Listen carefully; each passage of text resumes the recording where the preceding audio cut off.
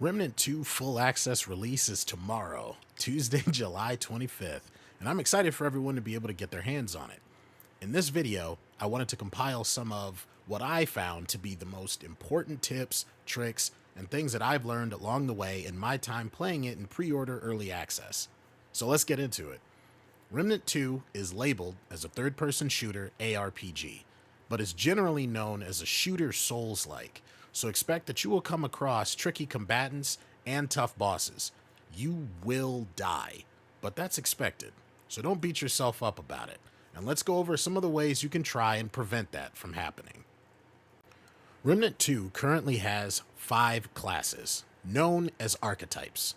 They are the Medic, with the skills Wellspring, Healing Shield, Redemption, the Hunter, with skills Hunter's Mark, Hunter's Focus, and Hunter's Shroud, the Challenger, with War Stomp, Juggernaut, and Rampage, the Handler, with skills Guard Dog, Support Dog, and Attack Dog. And finally, the Gunslinger, with skills Quick Draw, Sidewinder, and Bullet Storm.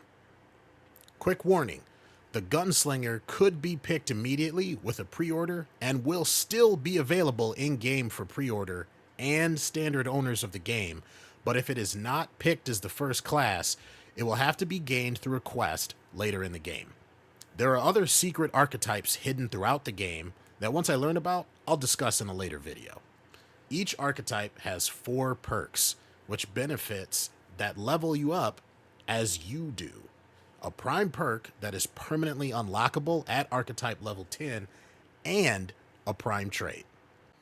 Okay, so what are traits? Traits are special stat boosting cards that can drastically change how your character performs in any given situation, as well as create a more unique experience. There are a few that your character will start with, core traits such as Vigor, Endurance, Spirit, and Expertise, while there are others you can unlock simply by playing the game. In Remnant 1, for instance, some of the ways were tied to different choices you could make during certain events, certain victories, either over bosses or special events, or player behavior, for instance, using a certain weapon a lot, or fighting your enemies in a certain way. Which leads us to the stuff that's gonna help keep you alive, the gear. As with any RPG, what you wear can be just as important as what weapons you use and make the difference between a chance to rally or a quick death from an unexpected attack or mistimed roll. Your character will have access to 4 items of armor: a helmet, body armor, legs, and gloves. You'll get 1 relic used for healing that comes with possible upgrades and customizations that we'll cover in a minute. As for jewelry, you will get 1 amulet and 4 rings, double the number from the previous installment. Each piece of armor comes with a different set of protection stats for the variety of debuffs you'll come across on the various worlds. One key to survival will be matching the right higher numbers to mitigate the right damage, and some of them come with more or less, sometimes even negative numbers. The weight as well of each piece of armor will add up to a total that will show how heavy you are, shown in either green or red numbers, which can impact your stamina and its recovery rate. The rings as well, which can be found in a variety of ways through varying difficulty or puzzles, can also change how powerful your character or certain behaviors, weapons, or tactics will be. Alright, so we've talked about how to prevent damage being done to you. And you asked me, Vega, how do we give as good as we get? Let's get into it. Weapons. The gunplay in Remnant 2 can be very satisfying. One way this has been accomplished is by the variety of weapons you can use. When you start the game, you have access to very basic weaponry, but through finishing the tutorial, you're gifted 2 new weapons as well as the ones that you can buy from Brabus the arms dealer. Currently, he has 10 guns and 9 melee weapons to choose from, as well as 1 class item, but a little more on that later. Other specialty guns can be found out in the wild, mainly through parts gained from vanquished bosses that you can take to McCabe to have her craft them for you. From there, any weapons you gain can be upgraded at Don or Riggs' shop for a price to keep you up to date with the necessary damage to put your enemies in the ground. Okay, so it wouldn't be any kind of survival or RPG without the tried and true support items. This is where your vendors and other items of that like come in. Items, or generally consumables, can be found throughout your explorations, as well as purchased from the different vendors you will find at Ward 13. And if it is anything like Remnant 1, they'll also be found at various hidden or along the way vendors and machines in the various worlds. There are at least 6 vendors located in Ward 13, and they will provide you with everything from general healing to items that will help to suppress certain debuffs, XP improvements, anything like that you can think of is probably what you will be coming across there. Make sure to make good use of these, especially if you are finding yourself dealing with an encounter you can't seem to survive.